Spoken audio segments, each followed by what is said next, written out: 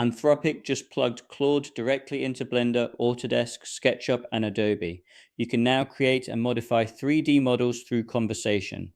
This is the biggest creative workflow change for indie game devs since AI coding tools launched. You know the problem. Your AI coding agent lives in a terminal. Your 3D work lives in Blender. Your textures live in Photoshop. Your audio lives in Ableton. They don't talk to each other. You copy paste between them. Claude for creative work fixes this with connectors that let Claude work inside the tools you already use. For indie game devs, the creative pipeline is everything. You're not just writing code, you're modeling characters, texturing environments, composing music, designing levels. Until now, AI could help with the code part. The creative tools were islands. Your coding agent couldn't see your Blender scene, your text to image generator couldn't talk to your audio workstation. Every tool was a separate conversation. Now Claude can work across the entire pipeline. Generate a base model in Fusion, refine it in Blender, create textures through Adobe, write audio in Ableton, one AI, every tool, no context switching. If you're building a game with AI, your workflow just changed. So what did Anthropic actually ship? A set of connectors. Think of them as bridges between Claude and the creative software you already have installed. Let me walk through the ones that matter most for game development. The biggest one is Blender. The Blender connector is built on MCP, the Model Context Protocol, and it was built by Blender's own developers, not Anthropic. That's an important distinction. This isn't a hack or a third-party plugin. It's an official integration. Claude can analyze entire Blender scenes, debug Python scripts, and add new tools directly to Blender's interface through the Python API. You've got a complex shader node set up that's not rendering correctly? Ask Claude to walk through the node tree and find the problem. Need a custom tool that batch renames objects across a scene? Claude writes the script and installs it in Blender for you. And here's the part that matters beyond just Claude. Because the connector is built on MCP, it works with any LLM, not just Claude. OpenAI could plug GPT into the same connector tomorrow. Google could do the same with Gemini. This is an open standard. Anthropic gets credit for shipping first, but the infrastructure isn't proprietary. That's a big deal. Autodesk Fusion is next. This one lets you create and modify 3D models through conversation. You describe a prop, a weapon, an environment piece, and Claude builds it. You refine it through back and forth, then open it in Fusion to finalize. For game devs who need quick concept models or want to prototype a prop without switching to full modeling mode, this is fast. SketchUp does something similar but focused on spatial design. You describe a room, a piece of furniture, or a site layout, and Claude generates a starting point that opens directly in SketchUp. For level design prototyping, this is useful. Block out a dungeon room with specific dimensions, door placements, and lighting references, all from a description. Adobe Creative Cloud covers over 50 tools across Photoshop, Premiere, Express, and the rest of the suite. Bring images, videos, and design work into a Claude conversation and get help directly. Claude answers Ableton questions using official live and push documentation, music production, sound design, game audio. Ask about a synthesis technique or how to set up a specific routing in live, and Claude responds with accurate product-specific knowledge. There are more connectors. Affinity by Canva handles batch image adjustments, layer renaming, file exports, the repetitive production work that eats hours. Resolume, Arena, and Wire let visual artists control real-time visuals through natural language. Splice lets you search royalty-free samples from inside Claude. And then there's Claude Code. This is the glue.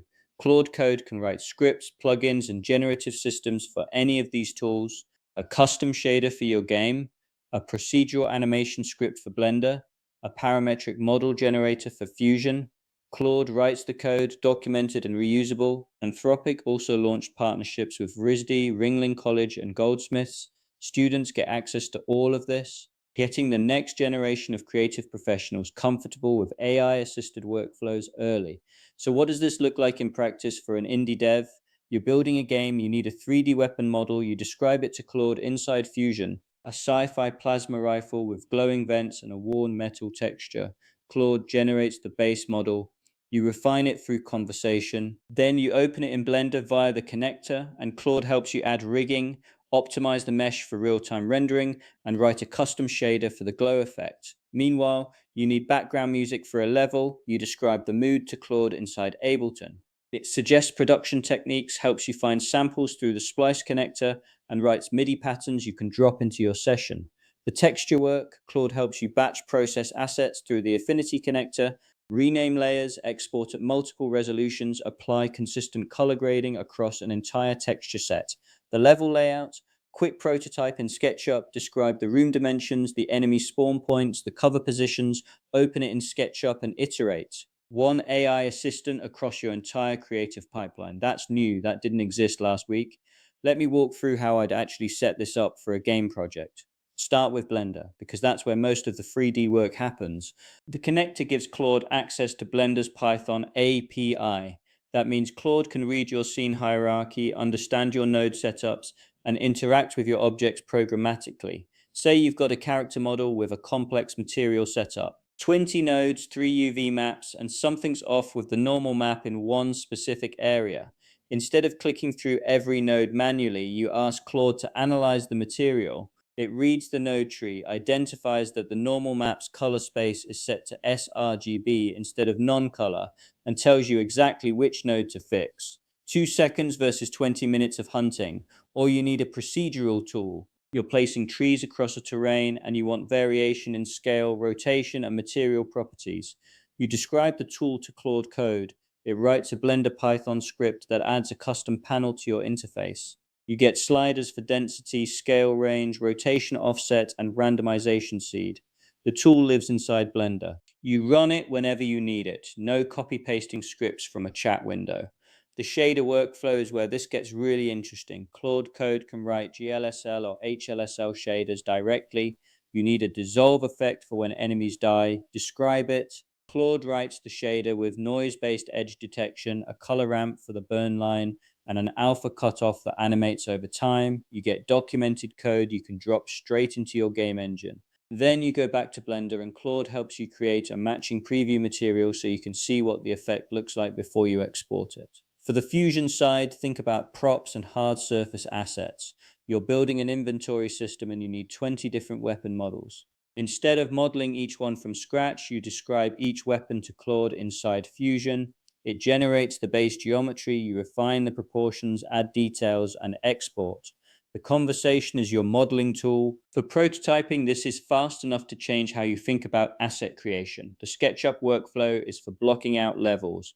You describe a layout with specific gameplay requirements, a corridor wide enough for 2 players, a raised platform for a sniper position, destructible cover along the north wall. Claude generates the 3D layout. You open it in SketchUp, adjust the proportions, and use it as your reference for building the actual level in your game engine. The Ableton connector is more of an expert system than a creator. It doesn't write music for you, but if you ask about sidechain compression for game audio or how to set up a dynamic music system that responds to gameplay state, it gives you accurate, product-specific guidance. Combined with the Splice connector for finding samples, you've got an AI assistant that understands your DAW and your asset library. Now the catches. These are connectors, not magic. Claude can't see your screen. It works through APIs and text commands. The Blender connector is powerful, but it's Python API access, not a visual editor. You still need to know your tools. If you don't understand what a normal map is or why color space matters, Claude can explain it, but you're the one making the creative decisions, and context is the real limitation. These connectors let Claude interact with individual tools, but moving assets between them still requires you to manage the pipeline. Export from Fusion, import to Blender, bake textures, bring them into your game engine. Claude can help with each step, but it's not one continuous flow yet. Then there's the business angle. Anthropic launched this the same week they announced a joint venture with Blackstone and Goldman Sachs for enterprise AI. They're closing a massive funding round. They're not building connectors for indie game devs specifically. They're building for the creative professional market. We benefit, but we're not the primary customer. And the MCP standard means these connectors aren't Claude exclusive. Blender's connector works with any LLM. OpenAI could build the same thing. Google could too. This isn't a moat, it's a starting gun. This is exactly the creative AI workflow we're building inside AI Craft. Not which model writes the best code. That was last year's conversation. The real question now is how AI fits into your entire game development pipeline. 3D modeling, texturing, audio, level design, shaders, the creative work that takes up most of your time and that coding agents can't help with. The community is already testing these connectors on real game projects, figuring out where they genuinely save time and where they're still rough. The Blender connector is the most mature, and it shows. The Fusion and SketchUp connectors are useful for prototyping. The Adobe integration covers a lot of ground but feels more like assisted search than deep integration. Ableton is more documentation assistant than creative partner, but still valuable if you're not an audio expert. What matters is the direction. AI is moving from your terminal into your creative tools. That's the shift. And if you're building a game with AI, you need the creative workflow, not just the coding workflow. The days of copying error messages into a chat window are ending. The future is AI inside your tools, understanding your project, helping you make things. We're already testing Claude's creative connectors on real game projects inside AI Craft. Blender Fusion, the full pipeline. Join the community and see where AI actually speeds up your workflow and where it doesn't. Please feel free to subscribe and check out the links in the description below.